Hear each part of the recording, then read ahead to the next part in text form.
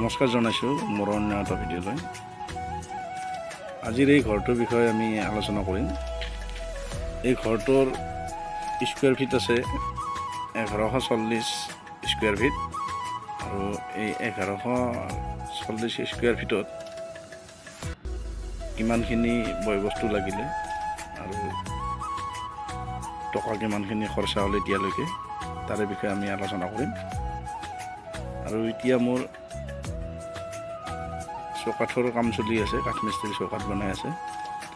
আৰু মই বৰ্তমানলৈকে এতিয়া খিৰিকীৰ ফ্ৰেম 6টা বহালোঁ, দৰ্জাৰ ফ্ৰেম 4টা, আৰু 2টা ফ্ৰেমৰ কাম বাকী আছে, কাঠমিস্ত্ৰী বনাই আছে। আপোনালোকে দেখিলে এই 2টা অহাকালিলৈকে হৈ যাব।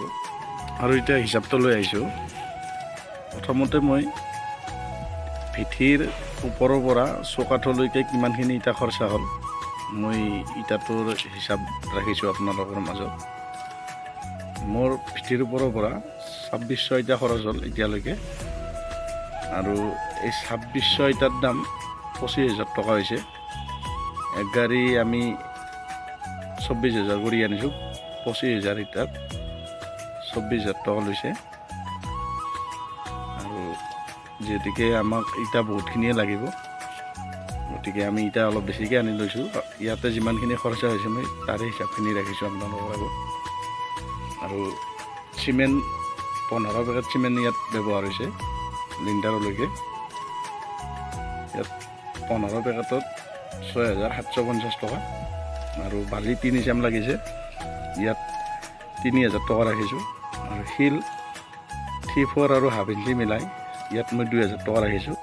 আৰু চৌকাঠৰ কাৰণে কাঠ আৰু মিস্ত্ৰী মিলাই ইয়াত 27,000 টকা খৰচা হৈছে।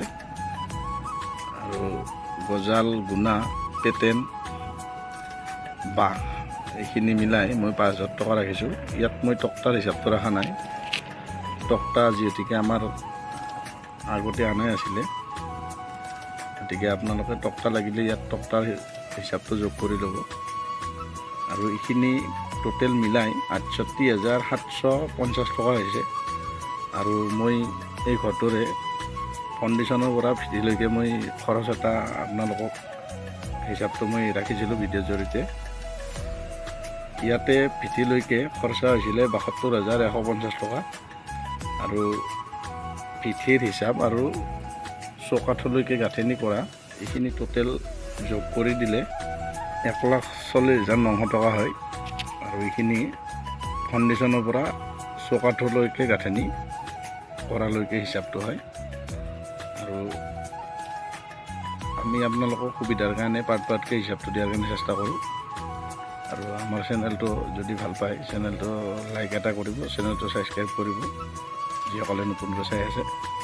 আৰু আগলৈ এনেকুৱা নতুন নতুন ভিডিঅ' পাই থাকিব। আজিলৈ ইমানেই, ধন্যবাদ।